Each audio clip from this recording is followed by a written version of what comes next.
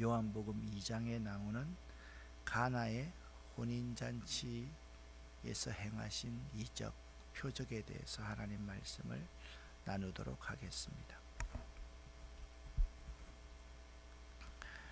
요한복음의 대상은 교회를 위한 복음서입니다.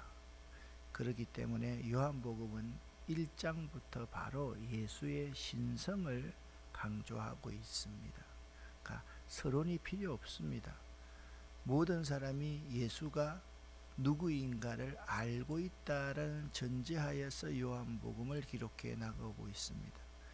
요한복음에는 8장 58절 같은 경우에는 아브라함이 나기 전부터 내가 있느니라 라고 예수님이 말씀할 정도로 유대인들은 이 말을 듣고서 예수님 자신이 하나님이라고 주장하는 것이라 믿을 정도입니다. 근데 요한복음은 예수님의 신성을 7가지로 표현하고 있는데요. 예수님이 나는 누구다도 7가지를 표현하고 있고 예수님의 신성도 7가지를 표현하고 있는데 오늘은 물로 포도주를 만드신 이적, 그 이적을 요한복음에서는 표적이라고 그렇게 말하는데 그 표적의 의미가 무엇인지를 여러분에게 오늘 설명해 주겠습니다. 예수께서 행하신 첫 번째 표적입니다. 먼저 1절과 2절 말씀을 함께 읽겠습니다. 3일째 되던 날에 갈릴리에 있는 가나라는 마을에서 결혼식이 열렸습니다. 예수님의 어머니도 결혼식에 참석하였고 예수님과 그분의 제자들도 결혼식에 초대받았습니다. 아멘. 여기 왜 3일째 되던 날이라고 했을까요? 이것은 1장 43절 말씀에 기록된 날부터 계산된 날짜인 듯 합니다. 이렇게 자세하게 날짜까지 기록한 것을 보면 요한복음의 저술자가 예수님의 제자였다는 사실을 간접적으로 확실히 보여주고 있습니다. 1장 43절에 이렇게 기록되어 있거든요. 이튿날 예수께서 갈릴리로 나가려 하시다가 빌립을 만나 이르시되 나를 따르라. 45절부터 이 빌립이 나다나엘을 예수님께서 부르는 것을 볼 수가 있습니다. 이 45절부터 마지막 절까지는 제가 강해서 뺐는데요. 와보라, come and see, 와보라. 자, 그 것이 나와 있기 때문에 자연스럽게 뺐습니다. 여기서 예수님께서 갈릴리 가나, 이 팔레스틴 지역에는 이 밖에 또 다른 가나라는 지방이 많이 있는 것만큼 여기서 갈릴리란 말을 붙여서 밝힙니다. 예를 들면 금단이라는 말, 금단이라는 말 그 자체는 옛날에 제의를 드리던 그러한 곳인데 이 금단이 일산 쪽에도 있고요. 우리 이 옆에 인천 쪽에도 금단이 있지 않습니까? 그런데 인천 금단 하듯이 갈릴리라는 말을 붙여서 사용합니다. 이곳은 나사렛 동부편 5마일 정도 되는 곳에 있는데요. 이 갈릴리 가나에서 혼인잔치가 열렸다라고 말씀한 혼인은요 기쁨의 상징입니다. 이것은 이게 제일 첫 이적이 혼인잔치였다라는 것이 매우 중요한데요. 왜 중요한가 하면 신약 시대의 복음이 구약의 율법과는 달라서 그 주는 기쁨이 대단했다. 가정적이고 보편적일 것이다. 그래서 예수님께서 첫 번째 이적을 바로 복음은 우리에게 기쁨을 주신다라는 것을 강조하기 위함이다 라고 생각하시면 됩니다. 여기 예수와 그 제자들도 혼인의 청함을 받았더니 라고 말씀하고 있습니다. 예수님은 염세주의자가 아닙니다. 세상과 인생을 비관적으로 보시는 분이 아니었습니다. 예수님은 이 세상 사람들과 잘 어울리시며 그들에게 복음을 전했습니다. 그러니까 예수 믿는 사람들은 이 세상 사람들에게과 잘 어울려야만 돼요. 그런데 어떻게 보면 우리 예수 믿는 사람이 나는 성격이 굉장히 개인적이라서 나는 이 세상 사람들과 어울리기 싫어요. 그런 사람은 죄송합니다마는 나는 그리스도인임을 포기한 사람과 같다라는 것을 알아야 됩니다. 예수와 그 제자들도 그 혼인잔침에 초청장을 받았다라는 것은 그것은 예수님께서 세상과 잘 어울리기 위해서 끊임없이 노력하신다라는 것입니다. 이것이 예수님의 겸손인 동시에 이 세상을 사랑하시는 그의 사랑, 긍휼하심입니다. 그러므로 성결은요, 격리가 아닙니다. 성결은 격리가 아니라 세상 속에서 세상 사람들과 함께 살면서의 성결을 의미하는 것이지 격리가 아니라는 겁니다. 까마귀 노는 곳에 백로야 가지 마라. 그건 성결이 아닙니다. 세상 가운데서 세상에 때 묻은 사람들과 세상적인 가치를 가지고 살아가는 사람 가운데서 우리들이 성결함을 유지할 수 있어야만 하는 것입니다. 그래서 이 제일 뒤에 영어가 나와 있지 않습니까? Sanctity is not sanctuary. 그 참 중요한 단어입니다. 성결은 격리가 아니다 라는 점을 여러분이 꼭 명심할 수 있어야만 됩니다. 3절부터 10절까지 말씀을 여러분과 제가 함께 읽어보겠습니다. 포도주가 떨어진지라 예수의 어머니가 예수에게 이르되 저들에게 포도주가 없다 하니 예수께서 이르시되 여자여 나와 무슨 상관이 있나이까 내 때가 아직 이르지 아니하였나이다. 그의 어머니가 하인들에게 이르되 너희에게 무슨 말씀을 하시든지 그대로 하라 하니라. 거기에 유대인의 정결 예식을 따라 두세 통 들은 돌 항아리 6이 놓였는지라.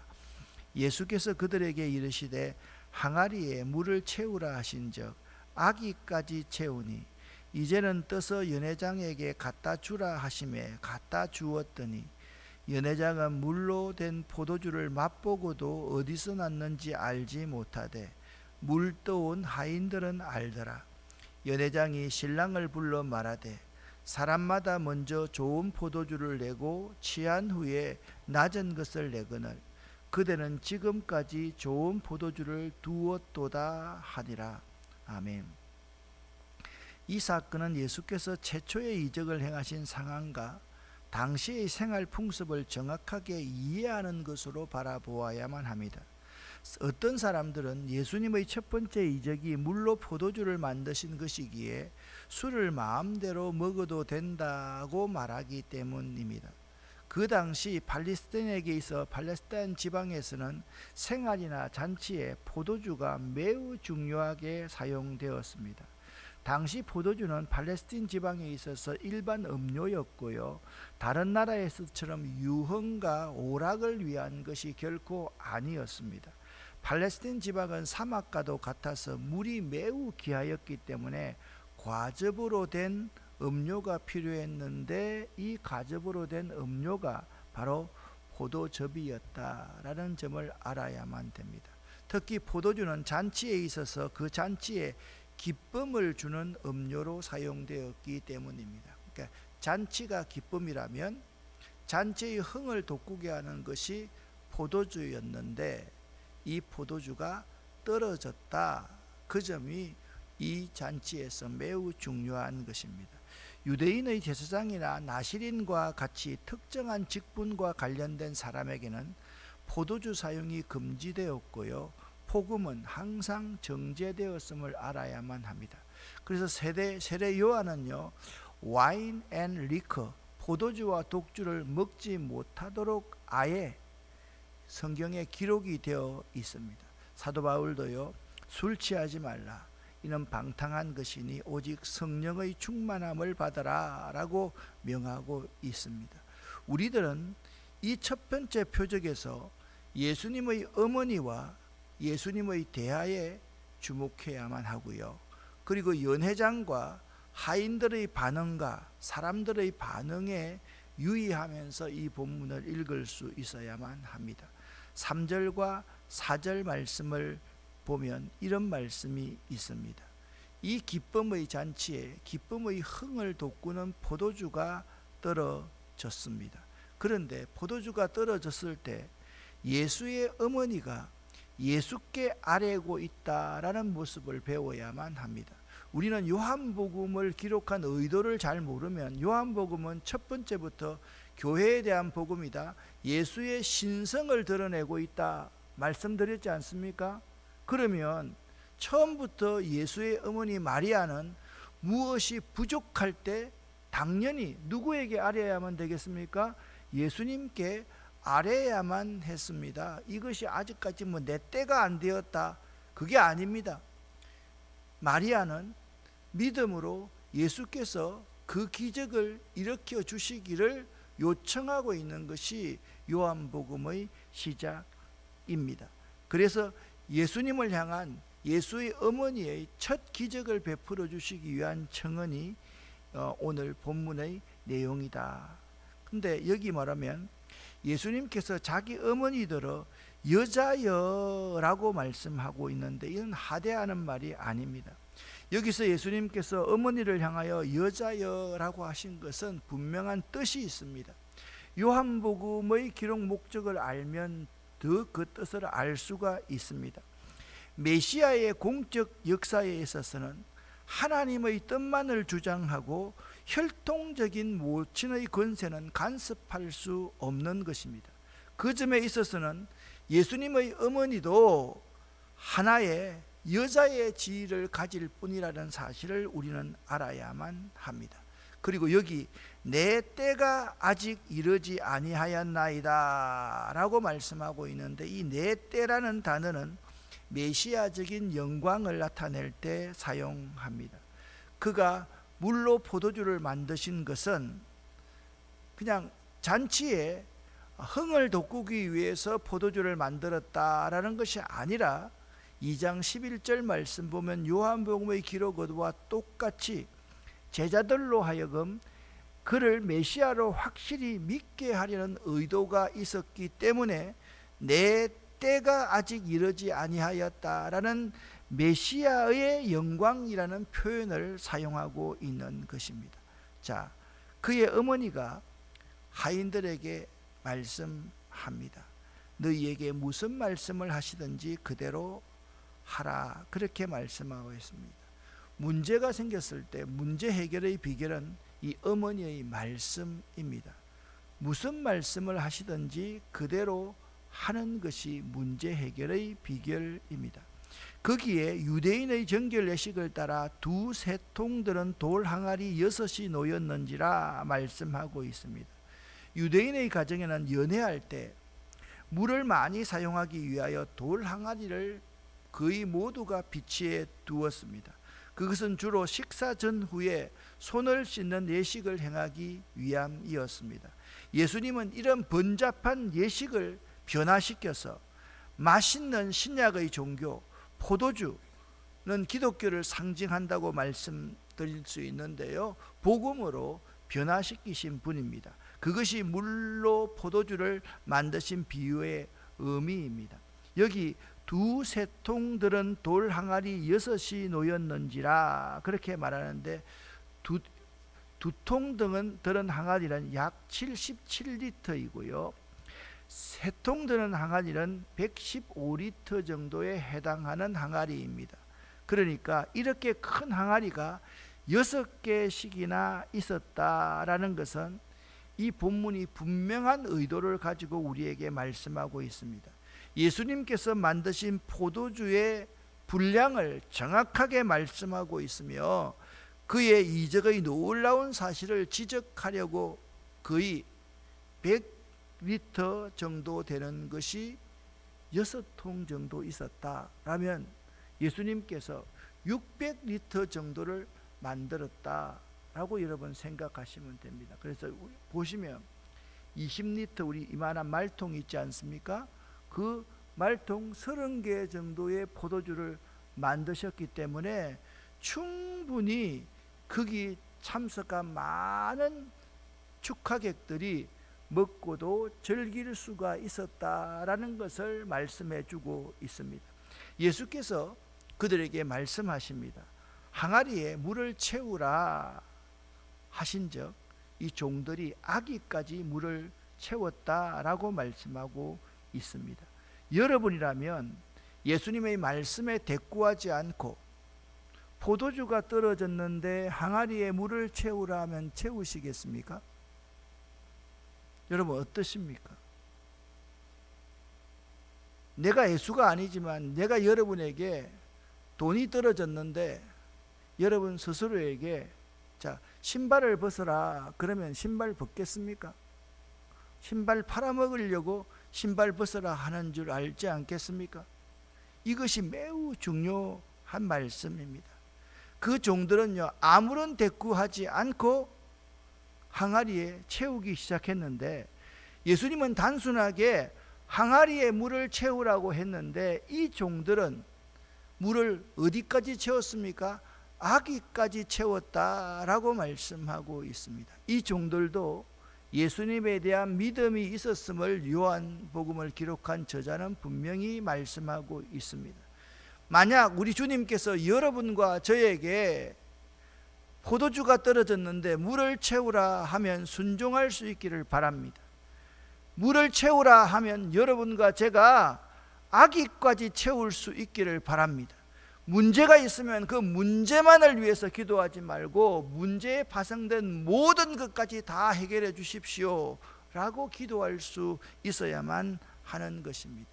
이제는 떠서 연회장에게 갖다 주라 그렇게 말씀하고 있습니다. 여러분이라면 물을 떠서 연회장에게 갖다 주는 종처럼 온전히 순종할 수 있었을까요? 어떨 것 같습니까? 순종할 수 있기를 바랍니다. 연회장은 물로 된 포도주를 맛보고도 어디서 났는지를 알지 못하되 항상 이 세상에는요 연회장이 포도주를 알아야 됩니다. 그러나 여기 이렇게 말합니다. 물 떠온 하인들은 알더라 라고 말씀하고 있습니다. 기독교는요 장이 중요한 게 아닙니다. 위치가 중요한 게 아닙니다. 경험하고 체험한 사람, 믿음 있는 사람이 중요함을 우리에게 분명히 말씀해 주고 있습니다. 말하되 사람마다 먼저 좋은 포도주를 내고 취한 후에 낮은 것을 내거늘 그대는 지금까지 좋은 포도주를 두었도다 하니라. 칭찬은 누가 받고 있습니까? 칭찬은 신랑이 받고 있는 것을 볼 수가 있습니다. 11절 말씀 같이 한번 읽어보겠습니다. 예수께서 이 첫 표적을 갈릴리 가나에서 행하여 그의 영광을 나타내심에 제자들이 그를 믿으니라. 아멘. 요한복음에서는요 이적을 표적이라고 부른다 말씀드렸습니다. 표적이라는 것은 헬라어로 세메이아라는 단어를 사용하는데요, 이것은 특별한 개인을 치료하거나 도와주신 예수님의 이적이나 단순히 다른 사람을 놀라게 할 정도의 이적을 의미하는 것이 아닙니다. 이 세메이아라는 이 표적이라는 단어는 그 이적을 통해서 더욱더 중요한 사실을 깨우쳐 주십니다. 그 이적을 통해서 어떤 일이 일어났습니까? 제자들이 예수를 믿게 되었다라고 말씀하고 있기 때문입니다. 자, 이렇게 표현하고 있지 않습니까? 제자들이 그를 믿으니라. 그것이 바로 표적의 의미인 것입니다. 또한 요한복음에는요 대화를 전개하는 독특한 방법이 있습니다. 예수님의 기적, 표적, 어떤 행동은 대화로 발전하고요, 이 대화는 설교로 발전합니다. 이렇게 오늘 본문은 말씀하고 있습니다. 다시 한번 11절을 읽어보겠습니다. 예수께서 이 첫 표적을 갈릴리 가나에서 행하여 그의 영광을 나타내심에 제자들이 그를 믿으니라. 아멘. 우리들이 가나의 혼인잔치에 참여한 사람이었다라고 한다면 나는 과연 어떤 인물 역할을 했을 것 같습니까? 여러분이 예수님 역할을 했을 것 같습니까? 여러분이 어머니 역할을 했을 것 같습니까? 주님께서 하시는 대로 그대로 하여라. 여러분, 이 어머니는 참 대단한 사람입니다. 종들은요, 그 말씀하신 그대로 토를 달지 않고 그대로 순종했던 사람들이었습니다. 아기까지 채워라, 채웠습니다. 그리고 떠서 갖다 주라, 연회장에 갖다 주라, 그대로 갖다 주었습니다. 그런데 일반 사람들은 아무런 감흥 없이 이 현장에서 무슨 일이 일어났는지 전혀 모르는 사람들이었을 겁니다.